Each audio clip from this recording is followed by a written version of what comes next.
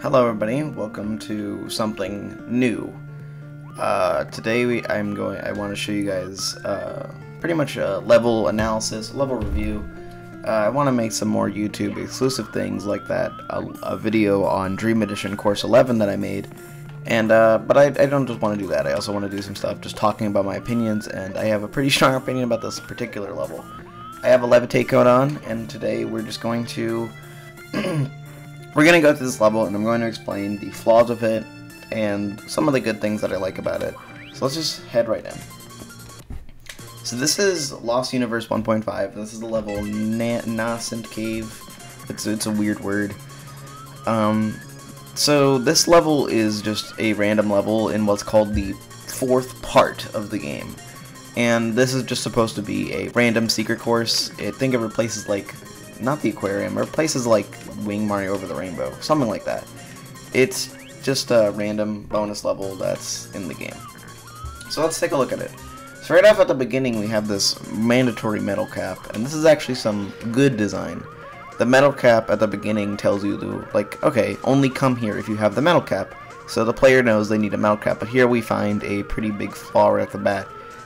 This red texture here is pretty bad. If you look at it, it kind of looks a lot like the lava texture, and if from a distance, you might think, oh, come up here. But no, this is simply quicksand. There's nothing you can do up there.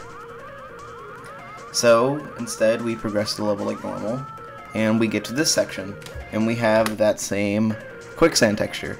So, there's no way to get across this without some lava, without some QSLGs, which are not good. QSLGs at the beginning of the level are never a good thing, because it tends to just add a unnecessary time sink into the level. Every attempt is now burdened by this long time sink here. So the level actually has two paths we can go down. We can go forwards over to the rest of the level, or we can take the path divergence and play the later section. And there we can also see some more of the lava there. As you can see, it can be a little hard to see because it kind of looks like the quicksand next to it, in my opinion. So we can just jump down here. We actually don't even need any QSLGs, and here we get into a section right off the bat. So here we can get this part. This part is very reminiscent of Cliff of Pain in Super Mario 74 Extreme Edition. And the aesthetics of this level can be a little odd. As you can see, we went directly from this vibrant red area to the very cool blue area. It's a very big contrast. Some people might enjoy it. I personally think it looks really jarring, and I would have preferred a more natural transition. But we get to this section. To get up here, you need a firstie.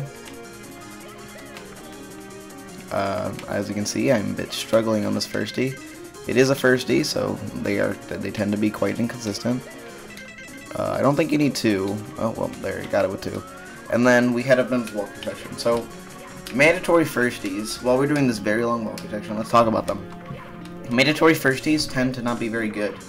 If you have one that's not retryable, you get a very annoying section to die to, and a section that can feel like luck.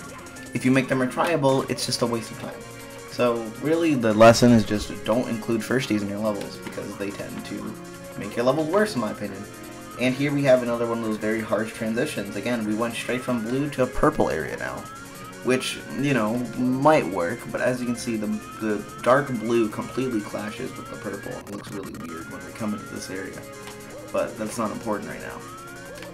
Now we have this section, which is another section that is reminiscent of another Extreme Hack level. Well, not really Extreme Hack, but it is based on Remnant of Doom from, you know, well, Road. And that's exactly what the section is. And here we have some pretty bad texturing here. If my save state could ever save state. My computer's very laggy.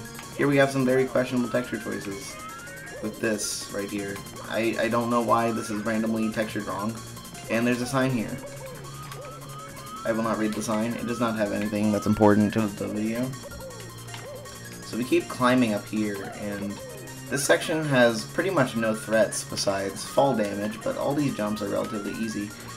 These are kind of weirdly collisioned, because some of them, like this one in particular, is quite weird, because this one, if you're on this side of the slope, you slide down, but if you're on this side, nothing happens. So very jarring collision. Doesn't really make a whole lot of sense.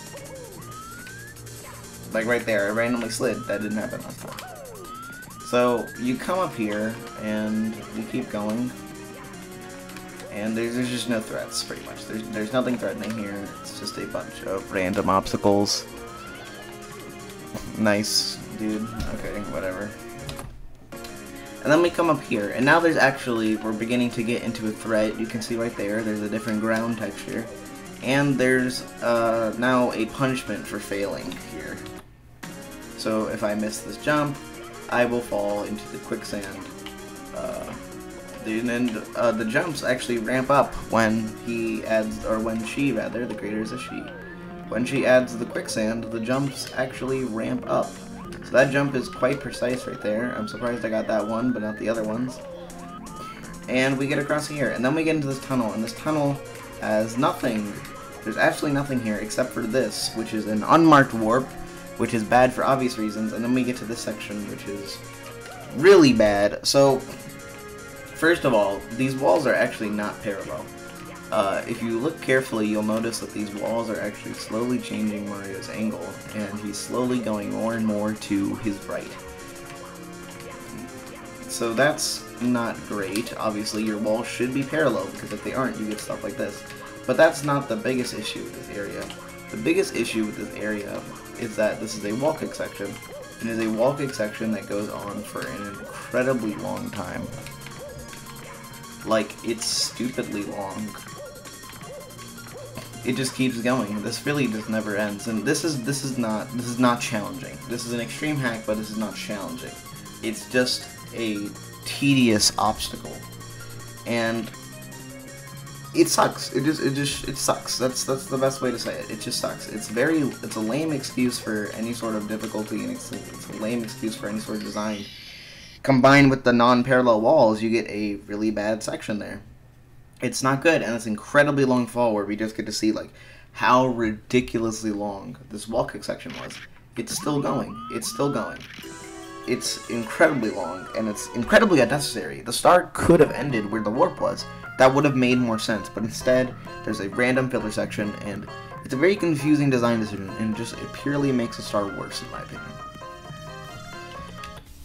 So, back to this. We have some QSLGs. QSLGs are boring.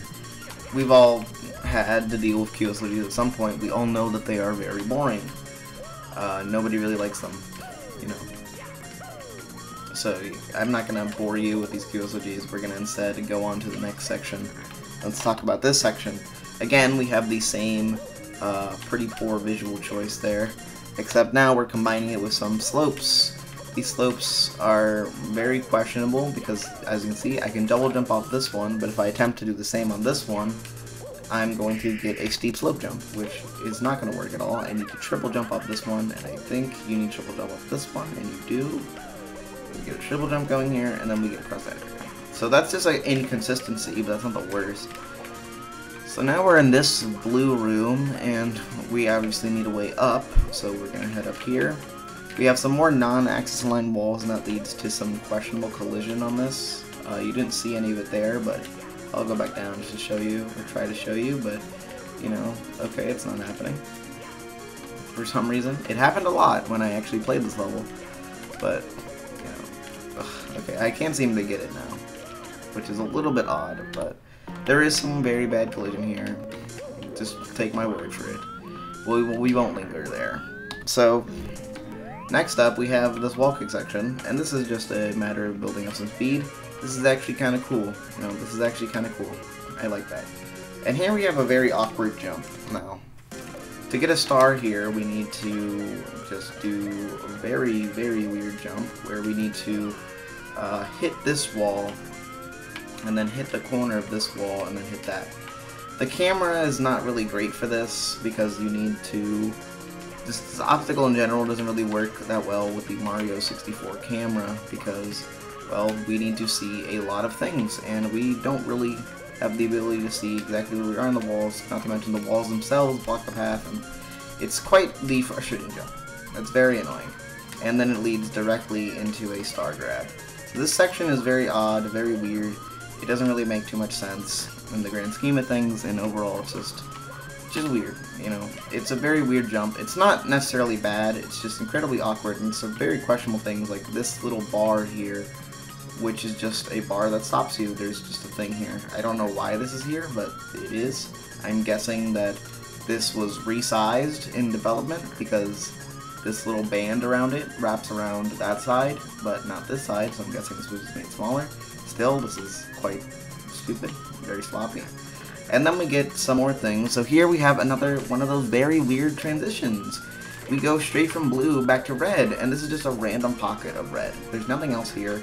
It's just a random pocket of red, just to give some visual clarity, but it doesn't really flow naturally. You know, it should have been a color that complements the blue more, not a color that completely contrasts the blue. It makes it look very weird.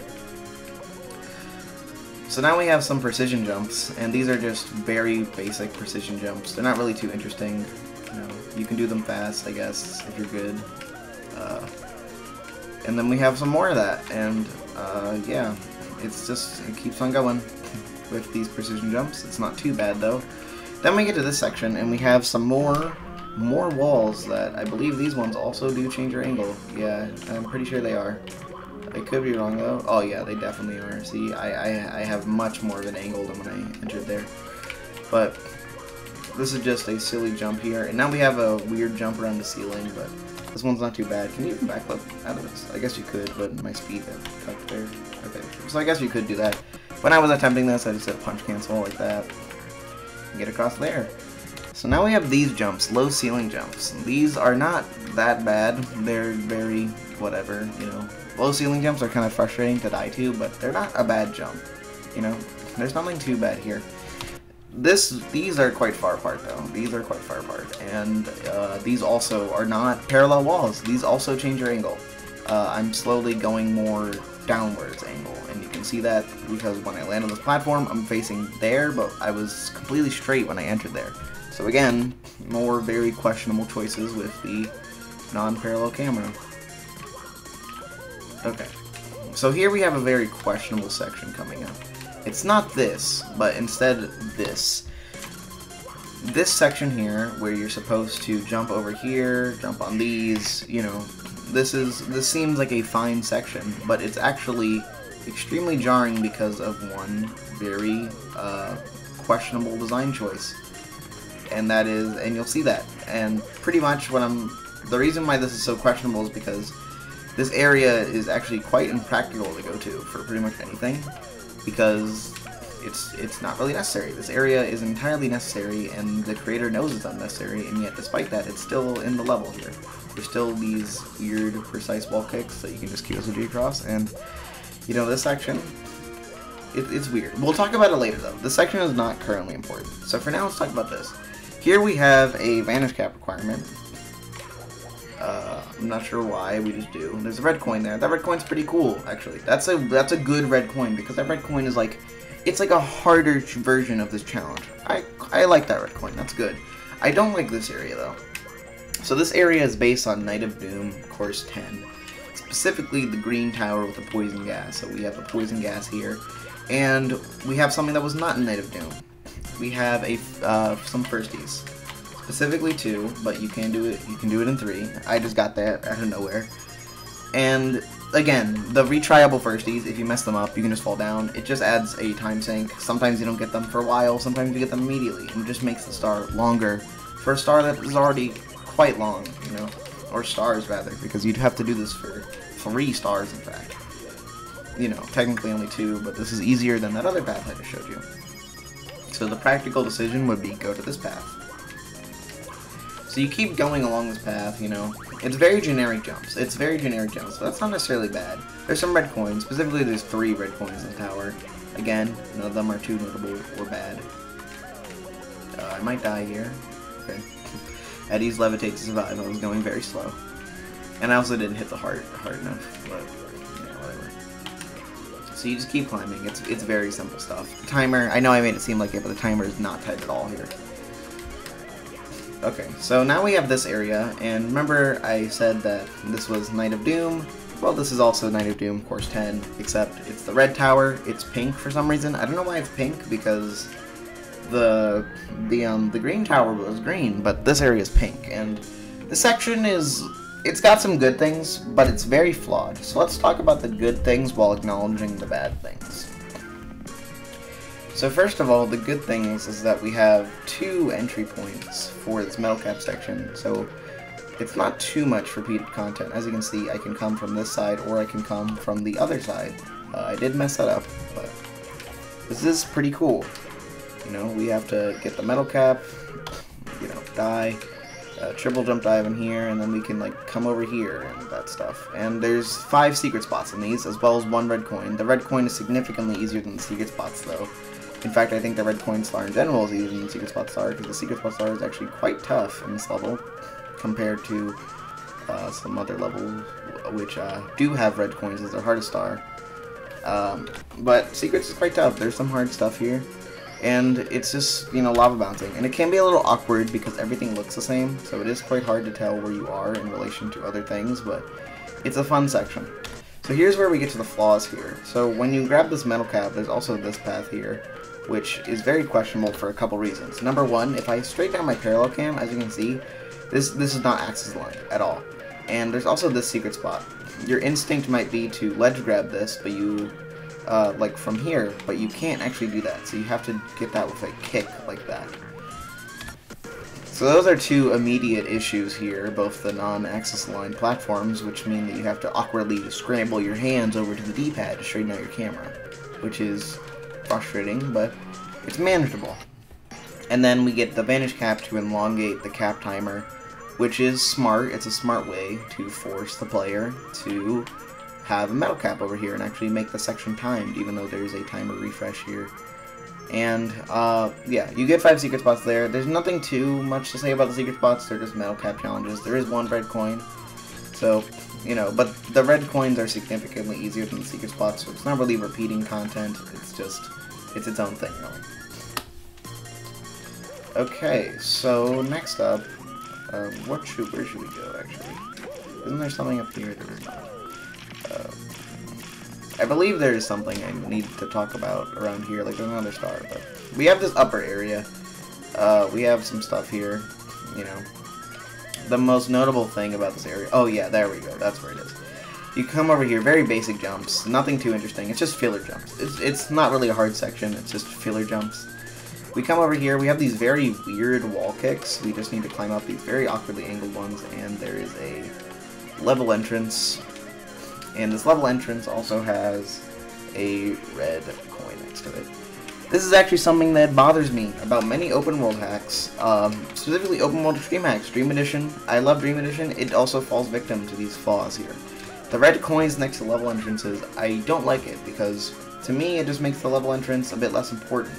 I feel like the level entrance should be something kind of special, something that's cool to find, but when you put a red coin next to it, you kind of lose some of that, and you just kind of... It feels like putting a red coin next to a star, almost. You know what I mean? You know, it makes the level entrance feel less special, and it makes it feel more like, you know, why even have an open world hack? It makes the open worldness feel a bit more unnecessary, in my opinion. You know, than it already does in most open world hacks, where they tend to feel very forced, or like they could have been better if they were not open world hacks. So you climb up here, and you can actually get a cool little vanish cap here. You use the vanish cap to climb over here, and there's a cool little vanish cap grill. You know, these are all very easy jumps. The timer is not very tight here. And you get into this room, and this room is really weird. I don't like this room. For one, you're trapped in this room if you enter here, because this is a 2-sided vanish cap wall. You know, you can see that here, you know, both the walls have a side. So that's one issue. The other issue is that this is actually a room with a star in it, but you wouldn't actually know that at first because there's no clear indication of a star in this room. But if you lava bounce around this side, you can clearly see there is a star here. I'm not sure why the star was chosen to be hidden in this room. Again, it seems like a weird and questionable design decision in a game filled with those. But we still have one more questionable design decision to go through. And it's down here, I believe. Yes, it is. So here we have this section. You might recall this. This was the section that we were led to. And if you remember, the green tower had some firsties, but this section is, you know, it brings back those firsties. So not only do we need firsties to even get out of this cave, or to get the red coin rather, but we also need them to even get out of this little cave here, because as much as it seems like it, you can't actually climb this thing backwards, you know, or you can't come back up here backwards. You can't stand on this, you can't do any sort of jump. Even if I have a ton of speed, I don't even get close. So we have to do firsties out of this cave, and again, they're 100% retryable. It's just a really dumb section that adds nothing to the level. And the worst part is that there was even switches here. There is a big old switch right here that spawns blocks, but there are no blocks in this area. So the firsties are not skippable in any way. They're mandatory for reds, and there are boxes over here. So it doesn't really make a lot of sense that you put the boxes to get back, but you didn't add a couple more boxes to remove the firsties. It just seems like unnecessary padding. And once we come over here, we can come back if we have all 8 reds, and we can come back and just do the section. And, you know, this stuff, these jumps are a little annoying backwards, but they're not the worst. We head back over here, do some precision jumps, and we get the red coin star. So, overall, this level is very odd. It has some things that are okay, but it's mostly filled with a lot of very questionable decisions, and it makes for a very boring and uninteresting experience, despite the fact that, you know, it's remaking some cool levels. It has some cool ideas, but it just fails with a lot of basic things, and in my opinion, it is not a very good level, and definitely not a level that I would recommend that people take inspiration from in their own Extreme Max. I hope you enjoyed this video. I want to make more like this, as I said in the beginning, and, you know, if you guys have any recommendations for levels that you want me to talk about, maybe I'll talk about some levels I actually like Tsukunento's Dream or Kugello Sphere. I'll talk about those levels, their goods and bads, but for now, you know,